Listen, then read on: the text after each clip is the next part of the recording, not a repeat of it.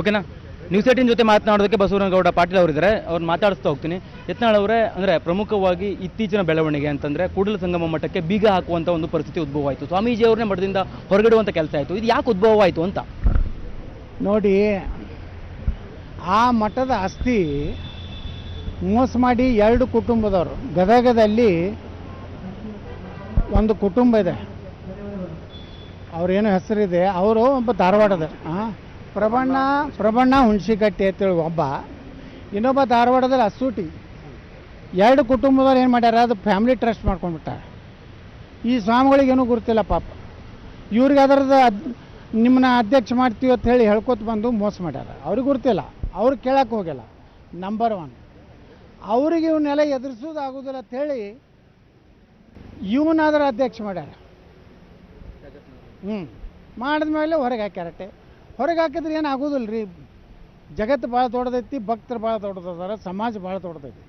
ಅವ್ರಿಗೆ ಮತ್ತೊಂದು ತಾಲೂಕದವ್ರು ಕೊಟ್ಟಾರ 2 ಎಕರೆ ಜಮೀನು ತೊಗೊರತ್ತೇಳಿ. ನಾವು ಧಾರವಾಡದಲ್ಲಿ ಒಂದು 10-15 ಎಕರೆ ಜಮೀನು ನೋಡ್ತಾ ಇದ್ವಿ.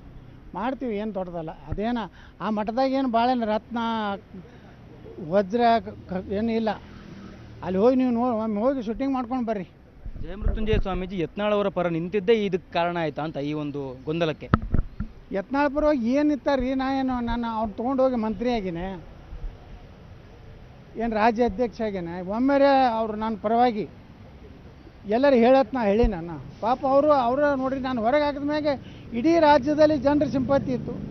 ಯತ್ನಾಳ್ ಹೊರಗೆ ಹಾಕಿ ತಪ್ಪತ್ತು ಅದನ್ನು ಅಷ್ಟು ಹೇಳ್ಯಾರ. ಅದನ್ನು ಬಿಟ್ಟರೆ ಏನು ಅವ್ರನ್ನ ಎಲ್ಲಿಯೂ ನಾ ದಿಲ್ಲಿ ಕರ್ಕೊಂಡು ಹೋಗಿಲ್ಲ.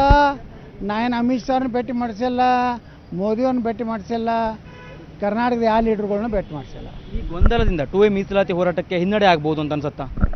ಇಂಥ ಎಷ್ಟೋ ಕಳ್ಳರು ಬರ್ತಾರೆ ಹೋಗ್ತಾರೆ, ಆದರೆ ಈ ಮೀಸಲಾತಿ ಹೋರಾಟ ನಡೀತೈತೆ. ನಾವು ಗೆಲ್ತೀವಿ. ಸುಪ್ರೀಂ ಕೋರ್ಟ್ನಲ್ಲಿ ಏನು ಮುಸ್ಲಿಂ ಮೀಸಲಾತಿ ರದ್ದಾಗ್ತದೆ ಅಷ್ಟು ವಿಶ್ವಾಸ ನಮಗಿದೆ. ಯಾಕಂದ್ರೆ ಅದು ಸಂವಿಧಾನಾತ್ಮಕವಾಗಿಲ್ಲ.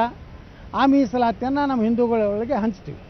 ಯಡಿಯೂರಪ್ಪನವರನ್ನು ರಾಜಕೀಯವಾಗಿ ಅಂದರೆ ಯಡಿಯೂರಪ್ಪನವರು ರಾಜಕೀಯವಾಗಿ ಬಂಗಾರಪ್ಪನವ್ರನ್ನ ಮುಗಿಸ್ತಾ ಇದ್ದಾರೆ ಅನ್ನೋ ರೀತಿಯಲ್ಲಿ ಈಗ ಟ್ವೀಟನ್ನು ಮಾಡಿದ್ದಾರೆ. ವಿಜಯೇಂದ್ರ ಅವರು ಕೂಡ ಅದೇ ರೀತಿಯಲ್ಲಿ ಈಗ ಅಂದರೆ ಬಂಗಾರಪ್ಪನನ್ನು ಮುಗಿಸೋದಕ್ಕೆ ಹೊರಟಿದ್ದಾರೆ ಅನ್ನುವಂಥ ರೀತಿಯಲ್ಲಿ CM ಸಿದ್ದರಾಮಯ್ಯವರು ಟ್ವೀಟ್ ಮಾಡಿದ್ದಾರೆ. ಅದಕ್ಕೆ ಏನು ಹೇಳ್ತೀರಿ? ನೋಡಿರಿ, ಕಾಂಗ್ರೆಸ್ನಾಗ ಅವ್ರವ್ರು ಬೇಕಾದವ್ರು ಅವ್ರು ಮುಗಿಸ್ಲಕತ್ತಾರೆ, BJPಗೆ ಇವ್ರು ಮುಗಿಸ್ಲಕ್ಕ. ಈ ಎರಡು ಕುಟುಂಬ, ಸಿದ್ದರಾಮಯ್ಯನವರು ಅದೇ ಮಾಡ್ಲಕತ್ತಾರೆ, ಯಡಿಯೂರಪ್ಪ ಅದೇ ಮಾಡ್ಲಕತ್ತಾರೆ. ಏನು ಬರ್ತೇನು ವಿಶೇಷತೆ ಏನಿಲ್ಲ, ಇಬ್ಬರು ಅವರೇ.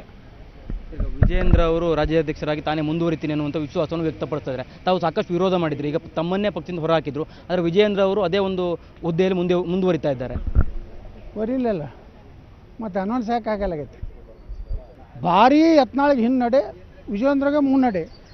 ಮತ್ತು ಪೇಪರ್ ಅದಕ್ಕೆ ಅನ್ನೋ ಪ್ಯಾಂಪ್ಲೆಟ್ ಹಂಚ್ರಿ. ವಿಜಯೇಂದ್ರ ಮನೆಯಾಗೇ ಆರತಿ ಮಾಡ್ಕೊತ್ಕೊಂಡ್ರೆ ಜಯ ಜಯ ವಿಜಯೇಂದ್ರ ನಿನ್ನ ನಾಮು ತಳ್ಳಿ ಹೆಂಗೆ ಹೊಂಟೋಡ್ರಿ. ಸರ್, ವಿಜಯೇಂದ್ರ ಅವ್ರನ್ನೇನಾದರೂ ರಾಜ್ಯಾಧ್ಯಕ್ಷ ಸ್ಥಾನದಿಂದ ಕೆಳಗಿಳಿಸಿದ್ರೆ ಯತ್ನಾಳ್ ಅವರು BJP ಸೇರ್ತಾರಾ? ಹೈಕಮಾಂಡ್ ಒಪ್ಪಿದ್ರೆ ಸೇರ್ತೀನಿ, ಬ್ಯಾಡ ಅಂದ್ರೆ ಬಿಡ್ತೀನಿ. ನಾನು ಹಂಗೆಲ್ಲ ಹಚ್ಚಿ ಬೇಡಿ ನಾನು ತೊಗೋಬೇಕು ಕೈಕಾಲು ಹಿಡಿದು ನಾನು ಏನು ಮಾಡೋದಲ್ಲ. ಗೌರವಯುತವಾಗಿರ್ತೀನಿ. ಮುಂದಿನ ಸಲ ನನ್ನ ಬಿಟ್ಟು ನಡೆಯೋದಿಲ್ಲ ಕರ್ನಾಟಕದಲ್ಲಿ. ಪರ್ಯಾಯ ಪಕ್ಷ ಸ್ಥಾಪನೆ ಮಾಡುವಂಥ ಉದ್ದೇಶ ಏನಾದ್ರು ಇದೆಯಾ? ಮಾಡ್ತೀನಿ. ಏನು ಮಾಡೋದು ಒಂದು ನಿರ್ಣಯ ಮಾಡೇ ಮಾಡ್ತೀನಿ. ನಾನು ಸುಮ್ಕೊಂಡ್ರೆ ಮಗ ಅಲ್ಲ, ಅಂಜಿ ಹೋಗುವ ಮಗನಲ್ಲ ನಾನು. ಯಾರೆಲ್ಲ ಸೇರಿ ಪಕ್ಷ ಸ್ಥಾಪನೆ ಮಾಡ್ತೀರಿ? ಹೇಗೆ, ಆ ಬಗ್ಗೆ ಏನಾದ್ರು ಯೋಚನೆಗಳಾಗಿದೆಯಾ? ಭಾಳ ಮಂದಿ ತಯಾರಾಗ್ಯಾರ್ರಿ. ಈಗ ನೋಡ್ರಿ, BJP ಒಳಗೆ ವಿಜಯೇಂದ್ರ ಮುಂದುವರೆದ ತಿಳ್ಕೊರಿ, MLA ಟಿಕೆಟ್ ಮಾರಾಟ ಆಗ್ತಾವೆ.